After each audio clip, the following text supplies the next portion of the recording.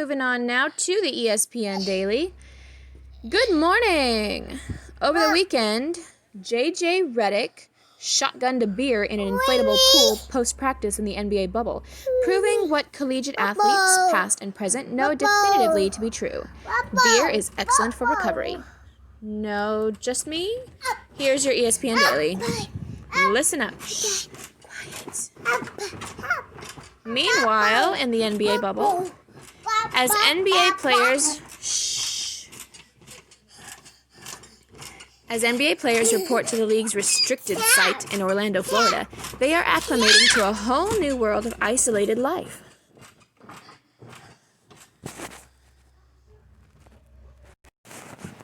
Where was I? They are acclimating to a whole new world of isolated life. The daily coronavirus testing and constant monitoring of health data just to be allowed to move around the Disney resort is an adjustment. So are the ways players are filling their time between practices and workouts, including but not limited to pool parties, bike rides, and fishing. Couple that with meal delivery and hotel accommodations that differ from what players are accustomed to, and needless to say, they have thoughts. How are the teams handling it, and will the bubble work to allow for actual basketball later this month? On today's episode of the ESPN Daily Podcast, ESPN's Malika Andrews joins from her room in Orlando to give a view from inside the bubble. Who won the weekend? Bobby and Toby? Is that Bobby or is that Toby? Bobby and Toby by a mile. It would take something particularly extraordinary to top the reunion of Bobby and Toby. That's NBA players Boban Marjanovic and Tobias Harris for the untrained eye, aka arguably the most dynamic duo since Rob and Big, or Arya Stark and the Hound. Okay. Their bubble bromance feels like exactly what we need right now. In other news, Patrick Mahomes threw a pine cone at Travis Kelce on the golf course. Then Kelce returned the indiscretion by giving his QB1 a wet willy mid-interview. You really can't make this stuff up. You could. Oh, and Joe Burrow got his own street in Baton Rouge, Louisiana, as one does upon bringing a Heisman and a national title to the Bayou. While we're on the subject of former LSU Tigers, I should probably mention that Ben Simmons caught a fish and then tried to drop it back into the water, and missed. Insert joke about Simmons' shooting woes here.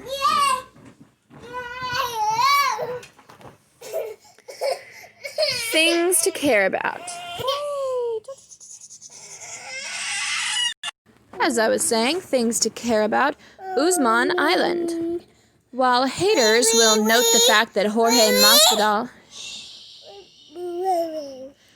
Masvidal took the fight on 6 days' notice and was possibly not prepared, I say it's time to finally put some respect on Kamaru Usman's name. Is it Kamaru or is it Kamaru? Usman's name. Seriously, what more does the guy have to do?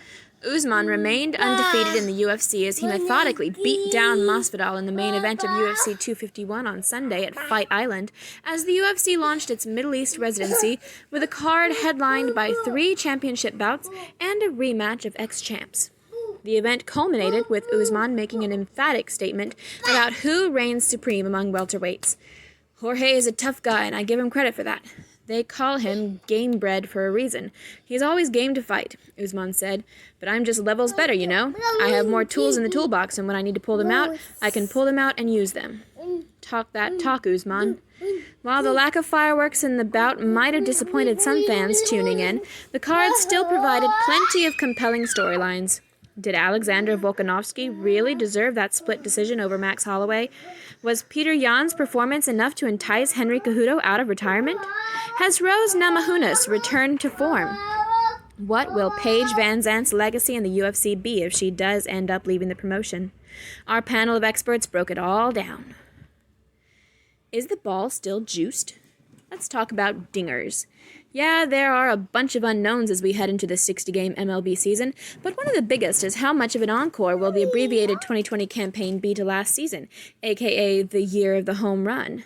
With memories of 2019's exploding scoreboards and record rates of balls belted into the cheap seats still top of mind, we asked our experts the hard-hitting questions, namely, how many total home runs will be hit in 2020? How many homers will be the team that leads MLB? How many homers will the team that leads MLB hit this year? Is 60 games enough for us to know if something like the 2019 baseball is going on again? What should fans watch to see how the baseball is playing from the start? How will home runs be different without fans in the stands? Who is baseball's current king of the long ball? Here's what they had to say about the aforementioned matters. If you care. NHL playoff predictions. Say it with me now. Stanley Cup hockey is right around the corner. Okay, that exercise was futile. I still won't believe it until the teams take the ice. But enough with my cynicism. The NHL postseason is set to be played with a 24-team format, with 12 teams from the Eastern Conference skating in Toronto and their Western Conference counterparts heading to Edmonton, Alberta. For the teams who advance to the round of 16, it's Stanley Cup or bust. For those who lose in the qualification round, they get a ticket in the lottery for the number 1 overall draft pick. Not too shabby. As we count down the days to the start of the tournament, Emily Kaplan and Greg Wyshynski are previewing the road to the Cup for each of the 24 qualified teams, including players returning from injury. Biggest roster questions, who they're playing next, and predictions on how far they'll go. Without further ado, everything you need to know ahead of the 2020 playoffs. Things to watch. Speak on it, Cam. Another day, another motivational message from one Cameron Newton. If any of you good people are feeling disrespected by doubters, this is the video for you. It's also the video that solidified my belief that Newton needs to come out with his own version of the rock clock. I don't know what that is. You know, the app that let you wake up to tough love messages from Dwayne Johnson each morning? Oh, okay. Cam, if you're reading this, have your people call my people. Okie dokie. What is he doing with his hair? Why? Just why? Overheard. I think he's the MVP. He's 35. He's the only player in the league right now with gray hair. What more do you need? He's doing this with gray hair and a gray beard. If you don't pick LeBron, you're a flat-out hater at this point. DeMarcus Cousins on LeBron James as his MVP favorite. So, your value as a player only depends on how old you are? Remember when?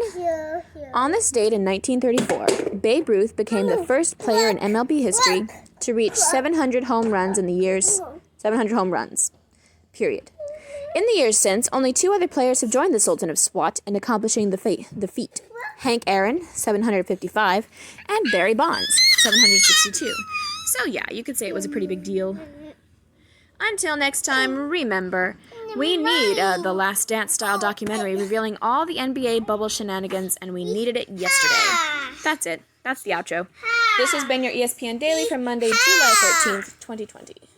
And moving along.